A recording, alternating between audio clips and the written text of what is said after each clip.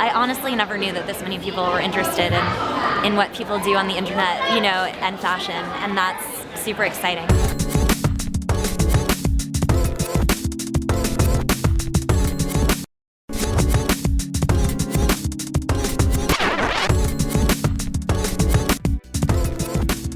The rise of the professional blogger panel was really interesting how fascinated people were with the idea of having a manager and having like representation and what that can mean financially, and also as a legitimization of your actual blog. What do you think the pros and cons are of being a professional blogger and having professional representation to connect you with brands? In my case, I started blogging like 5 years ago. So obviously at the beginning, I wouldn't even not think about having someone helping me. And at some point, you realize that you get people who want to pay you. If you want to focus on the creative aspect of your work, you need someone who's in charge of their more boring stuff. There's nothing wrong with wanting to be famous. There's nothing wrong with wanting to be Whitney Port. You just have to be realistic about yourself and what you think you want out of the experience.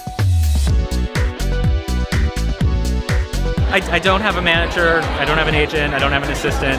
I like being involved in the business side. I like, you know, we're a totally independent publication, and we sell our own advertising. We actually started a separate business to sell our advertising. At what point do you decide that this is going to be my profession, this is what I'm going to be doing with my life? There was all this energy that was starting to build, and it became really clear that there was something that could, you know, that I could take from this hobby to, you know, to another level.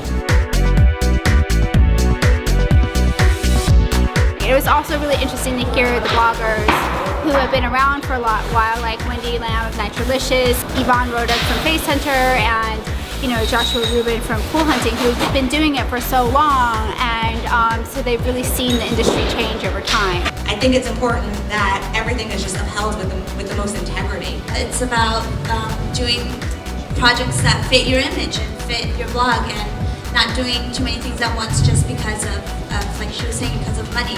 I think that the dialogue was great, and it's always amazing to hear from the perspective of bloggers who are global, because it's different in Italy, it's different in London, it's different in New York, and to also have someone like Barrett on the panel from, you know, the .com magazine perspective. So I think it was a really great mix.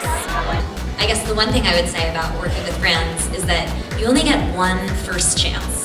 You have one chance to impress these people and be really professional on set, show up on time, all of that. But you also only have one chance to show your readers and also your potential investors, advertisers, all of those people, what kind of a brand you are. But I definitely did learn a lot of things in this panel, because there's a lot of professional people on this panel too, and a lot of bloggers that I like as well. So this was definitely a good learning experience for myself as well.